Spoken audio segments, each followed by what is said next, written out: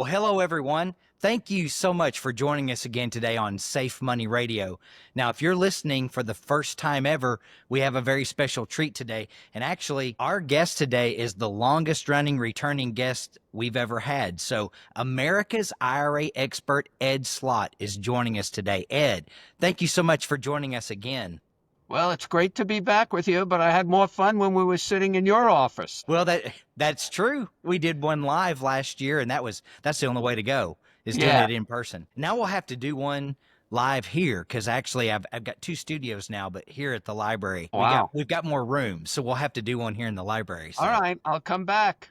perfect. Those of you who know when Ed came to town know what a special treat it was. It was a sold out night, and about 120 people were able to hear him speak. Ed speaks all over the world, and we've been super blessed. Now, I've been in the Ed Slott Master Lead IRA Advisor Group for 16 years now, and I've been hosting this radio show. This is the 16th year, so Ed's been Wow. on a lot over the past decade and a half. So we're And glad to so much have has him. changed. Look what we talked about even last year we talked about different things. They keep changing the rules. It's like they keep moving the goalposts just as people think they have a plan for retirement. Nope, Congress, we don't want you to have a plan that anybody understands. We have to put these three barriers in your way. Okay, Ed, let's do this as we get started for all of our listeners here today. I want to say this. We were together back earlier this month at the A couple of beginning of weeks March. ago, yeah, in San Yeah, we Diego. were we were together in California for the Horizons 2025 conference, and I get to say that I was one of the very few people that have ever seen this. I got to watch the great retirement debate live. It was so cool. And so I want to say this because this was so funny. Jeffrey Levine takes out a dollar bill, and instead of flipping a coin, he Well, flips a. let me tell you, we couldn't find anybody with a coin. We were looking backstage. And no, for real, they said, you have a coin. Nobody carries change anymore. No. So, so they flip the dollar bill, and actually Jeffrey wins. And the topic is it should I or should I not own an IRA, a tax deferred Or account? continue contributing. Yeah. Yes. And so what I love is that Jeffrey, he defers over to Ed. And by the way, if you've never seen the Great Retirement Debate, you've got to go subscribe and listen and watch all these. They're so fantastic. They pick a topic and they argue both sides.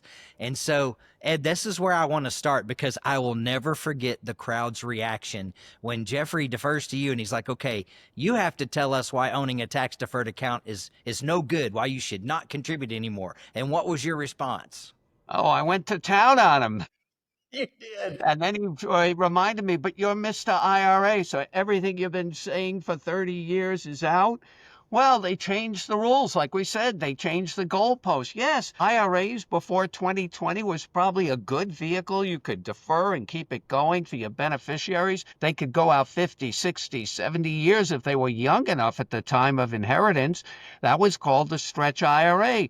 But then Congress came up with something called the Secure Act. And here's something that after studying tax law for over 40 years, I found one constant. Whenever Congress names a tax law, you can almost always bet that whatever they name it, it will do exactly the opposite. So when I saw the name Secure Act come up in late 2019, I said, uh-oh, hold on to your wallets. It's going to be the Unsecure Act. And sure enough, it was a big money grab. They didn't even change the goalposts. They changed the stadium. They changed the state. I mean, you had to be like Forrest Gump and run across the whole country. That's how big of a change it was. It Yes. was an earth-shattering event in the planning world where they stopped this whole deferral and they made IRAs the worst possible asset for wealth transfer and estate planning, because what they did is they shortened the deferral window to only, for most non-spouse beneficiaries, to 10 years after death.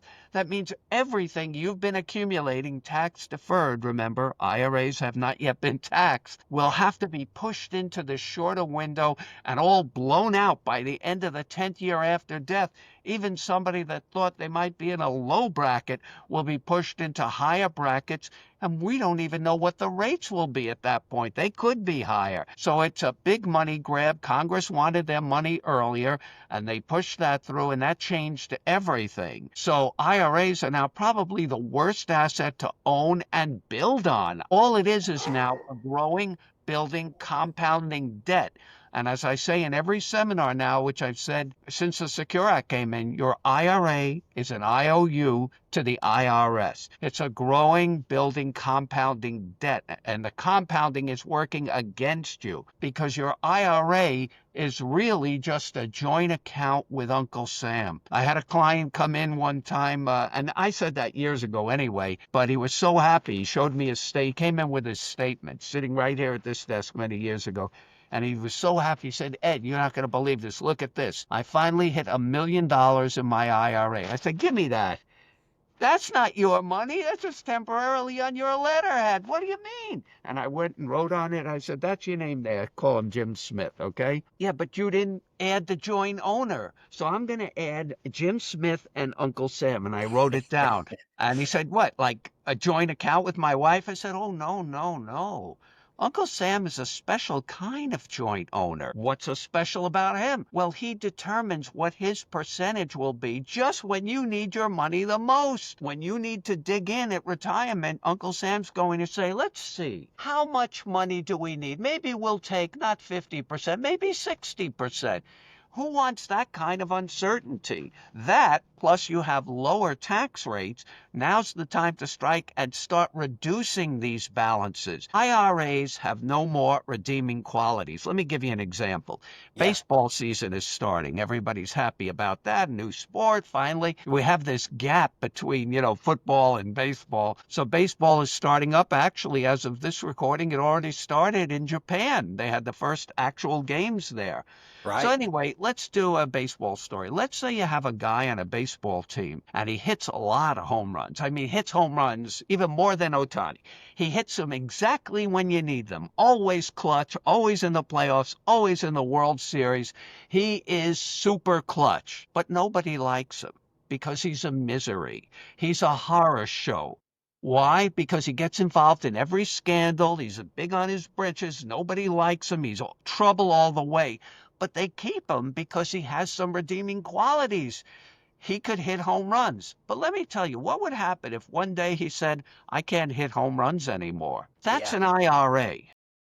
Okay. Can't hit home runs anymore. Then who needs them? They have no more of the qualities that we liked about them. Ed, when we were at the American College Conference, you were talking about the tax deduction, or actually, Jeffrey was talking about the tax deduction, how great it was. You said, that's not even a real tax deduction. It's a fake one. And It so, is a fake deduction. It's a scam.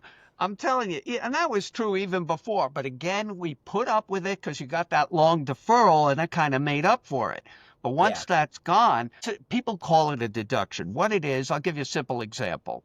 Let's say you make 50,000 and you put wages and you put 10,000 in a 401k. You'll only be taxed on 40,000. So people call that a deduction. It's really an exclusion from income, which is better than a deduction, but it's not a real deduction. To me, real deductions are deductions you get to keep.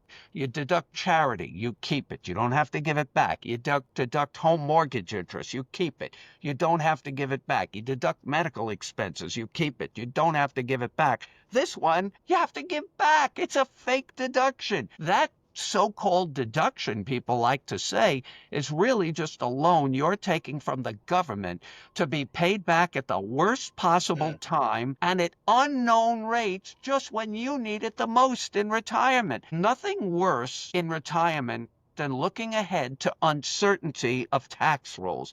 You want certainty. You want to know what it's going to cost, what you're going to live on. You can't have that in the government's hands. Why would you turn over your plan to be dictated by the government? So again, the Secure Act changed the game on that.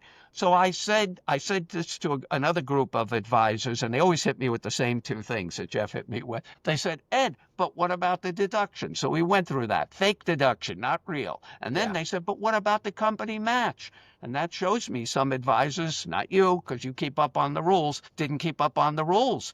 right. The deduction, the match can now go to the Roth 401k. So when I say don't do 401ks, I'm not saying don't contribute to a retirement account. Of course you want to, but you want to now go with a Roth 401k. And in the last studies I've seen, 93% of companies have Roth 401ks attached to their plan. That's where you should be going, building tax-free. Another reason you don't want this fake deduction, besides you have to give it back, good tax planning dictates take deductions when rates are high and take income when rates are low. Rates are the lowest you may ever see in your lifetime right now. This is when you want to take income.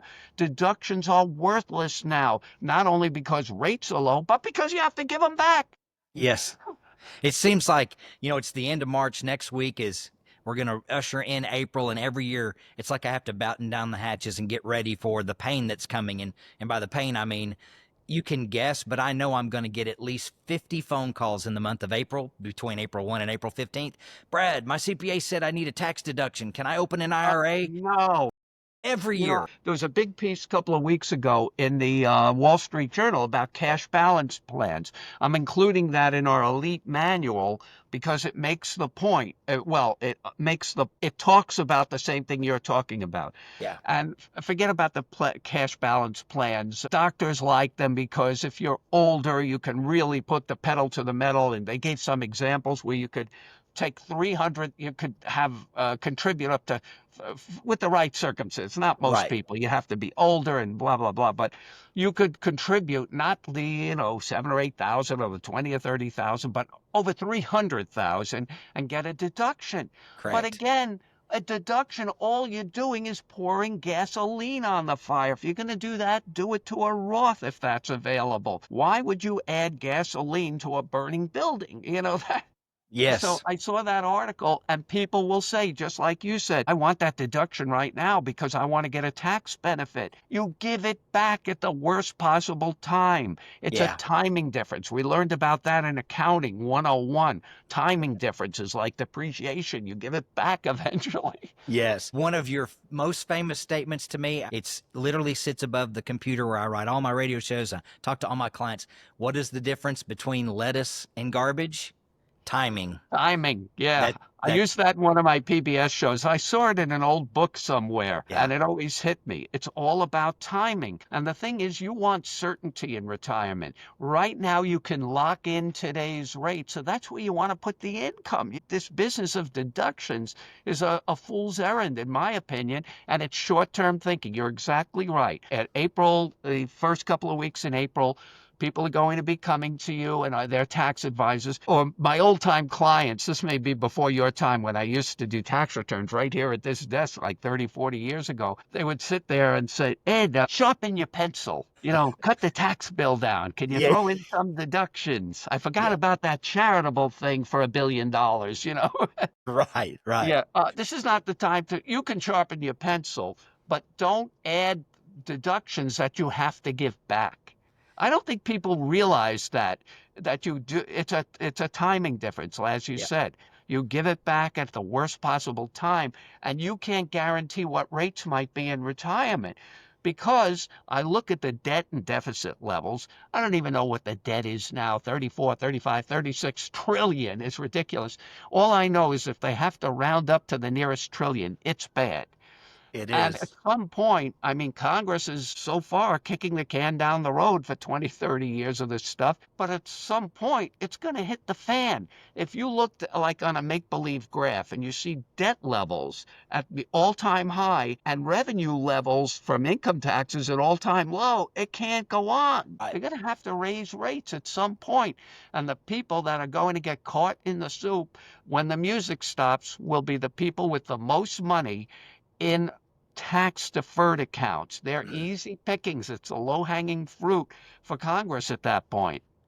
Friends, I'll say this: over my 17-year career, the majority of the money that I see when people call me and they want to talk about their retirement plan is in tax deferred accounts. That's where it's all at.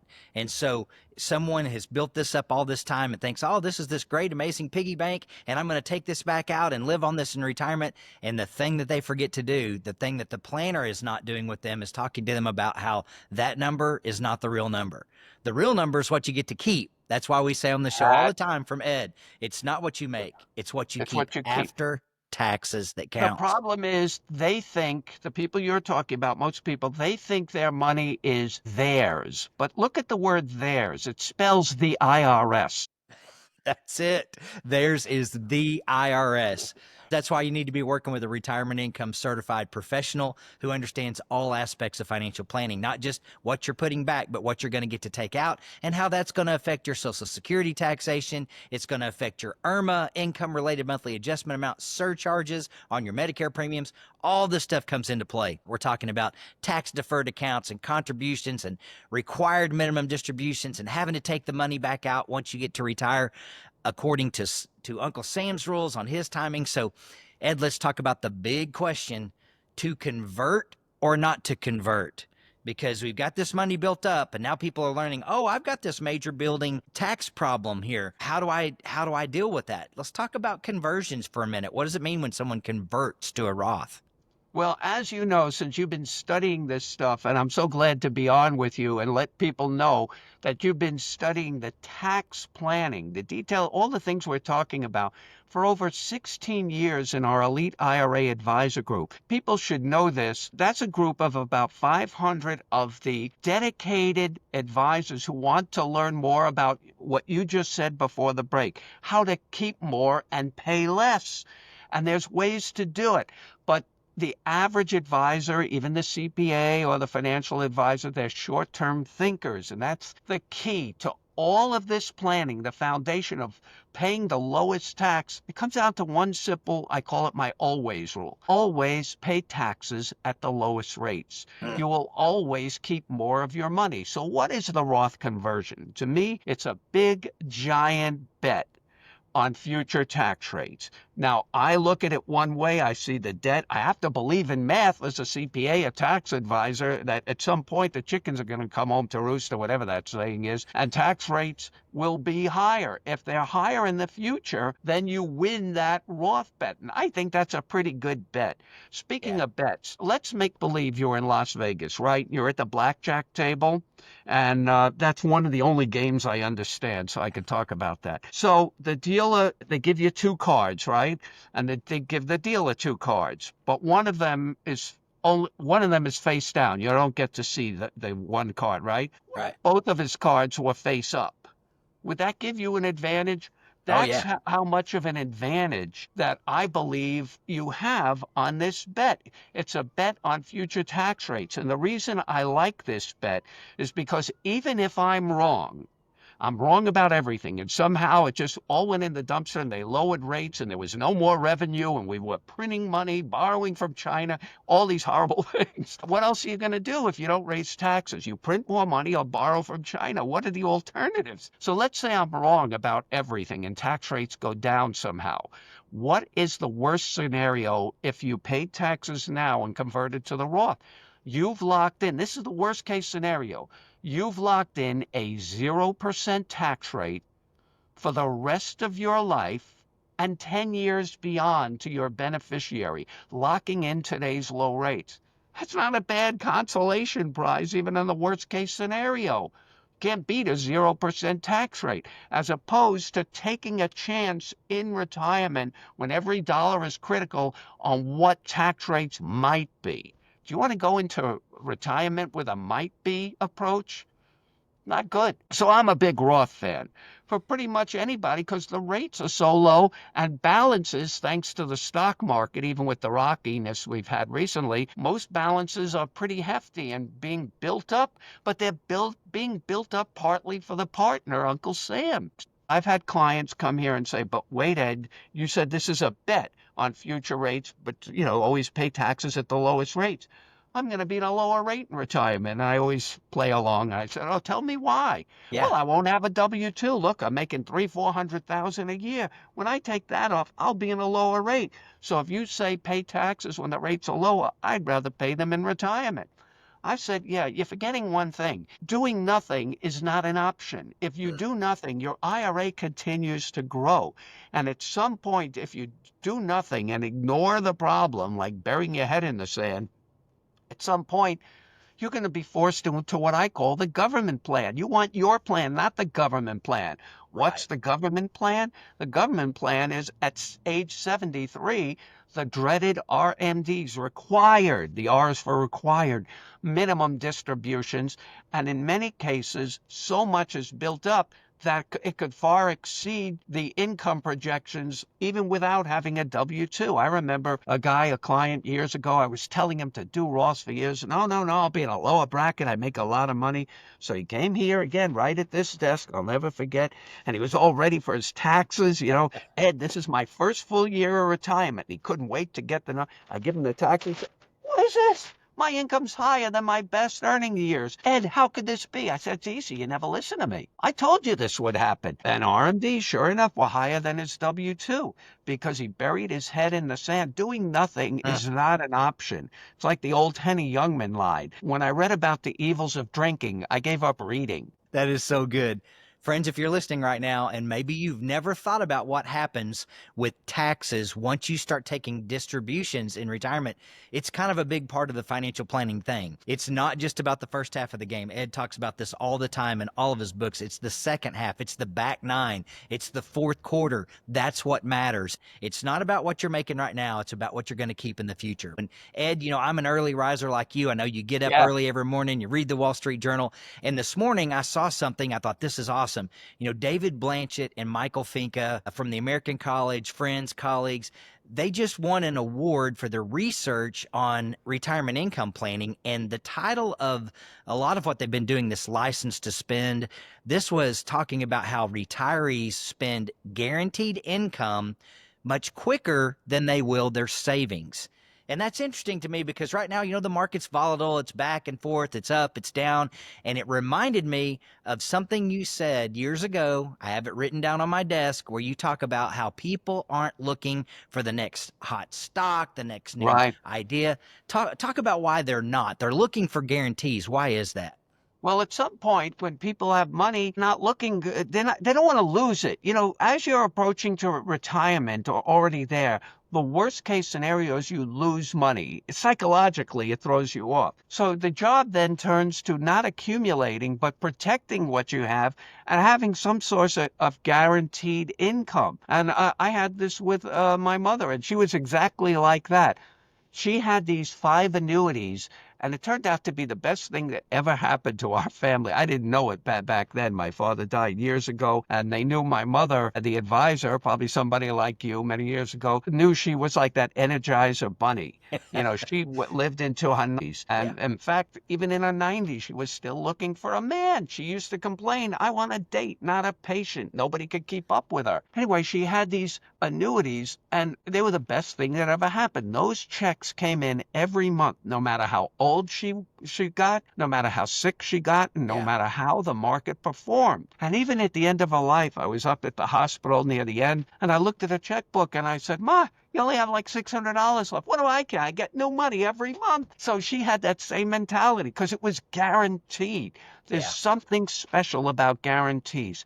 I don't have any data on this, but I found people with guaranteed income, they're just happier people. Like my mother, they don't worry about this. They spend like drunken sailors. And she was doing that because she said, I got new checks are coming in like 3 days. And the And it's evidence a says, whole different feeling. You don't worry about anything.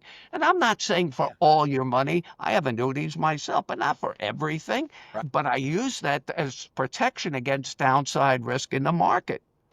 Absolutely. And they are happier and they live longer, which you just proved that by talking about your mother. So Yeah, that's you know what? Here's another story with her. The only thing she ever asked me to do, because I don't do any annuities, products or anything. I'm a tax advisor. But one thing which is I miss since she's passed, every year in January, she wanted me to make a calculation because she had to know by how much she beat the insurance company by outliving their projections. that's I it. think that kept her alive. I'm not going yet. There's 3 checks coming in a week.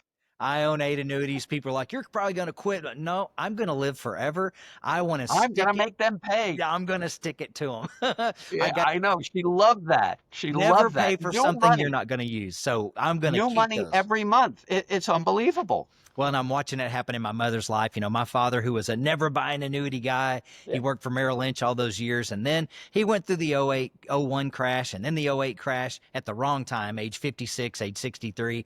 And then he's like, okay, Brad, tell me about these annuities. So he bought 3 of them. And of course, he's passed. And now my mom still lives off that income, which is a huge blessing because she didn't know anything about money. Dad knew all the stuff about money. So she's just like, am I going to have enough every month? And I said, well, Mom, the things Dad set up because he listened to me, you're going to keep getting those checks no matter how long you live. And it kind of blows her mind. She's like, well, even if I live to be 90, you can live to be 105. You're going to get a check every month. And that's You know, what's you so mentioned awesome. 2008 crash, and this is the problem.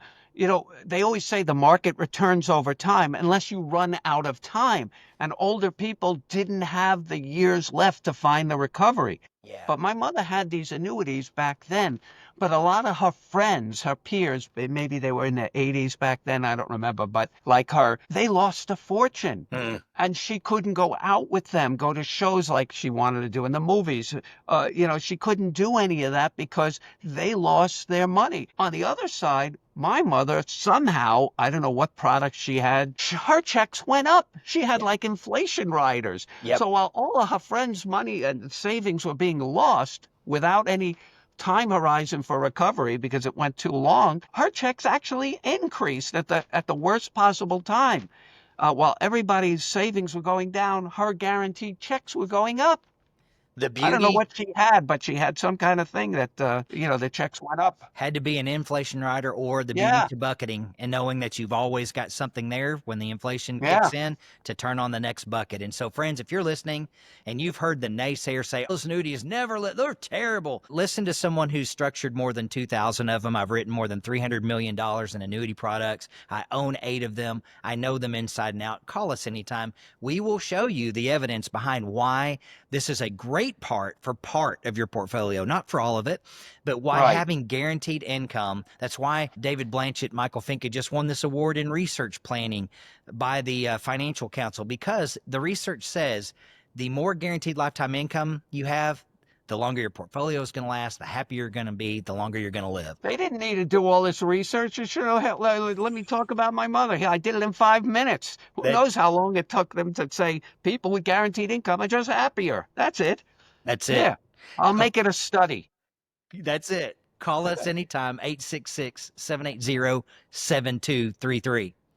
Okay, Ed, this is what I want to talk about now. You know, a couple of times a year we get together to do this deep training with the Ed Slott group, the Oh, Master you Elite don't group. even know what's coming. I just was actually, just before I went on, we just put the final touches on your elite manual. And For for May. people that don't know what this is, it's a specialized group of high-end tax planning that Brad has been a part of for 16 years. 99% of tax advisors don't know this stuff, and probably 99.9% of financial advisors should know it but don't. And we have so much intense information, giant case studies showing all the way because the rules are constantly changing. Mhm. And that's one of the big problems. Most people's plans that they may have made years ago, say before the Secure Act, won't work anymore. And they're in danger if they don't have an appointment with somebody like you that could say, look, this worked before 2020, but it's not going to work anymore. You're coming into what I call a tax time bomb if Yeah. you don't change course. So we're going to be digging in deep on that for our next meeting. And one thing, there's a key part, there's 3 pages in there, which I think is the guts of the program. I call it big picture retirement planning. And it's the concept of ignoring, we talk about RMDs, ignoring RMDs. Don't take the minimum, take the most you can get out at the lowest rates. This whole business of saying, oh, I'm not taking anything because I don't have to. I actually put a new term in the manual I just made up. URDs, unrequired distributions. I You're in your love it. 60s, take some money, convert it to a Roth, put it into life insurance, get it out of that IRA, taking advantage of low brackets. Every year you waste a low bracket, it's gone, never to be used again. This is why it's so important to know the information inside Ed's new book, The Retirement Savings Time Bomb Ticks Louder. He just talked about this time bomb, how to avoid unnecessary tax line mines, diffuse the latest threats to your retirement savings, and ignite your financial freedom. And so I will just say this. We've got this conference that's coming up in May. We're going to be jumping into all of it. And I knew Ed would be working on the book right now for our next meeting. And I'm just sitting here going, have we finally figured out Secure Act 2.0? Has it finally Yeah, all we figured settled? out it doesn't work. It doesn't work. And this, this week is a great example. We had clients that came in from California. We're in the Ozarks, and they inherited money from their father. Now, their father was very successful, worked in the NBA as a former NBA player, has great finances, and he left it all to his children. And they come in to talk about all of it. And we started talking about the distributions they needed to take. And they said, whoa, whoa, whoa, whoa. We don't want to take any distributions. We don't need these distributions.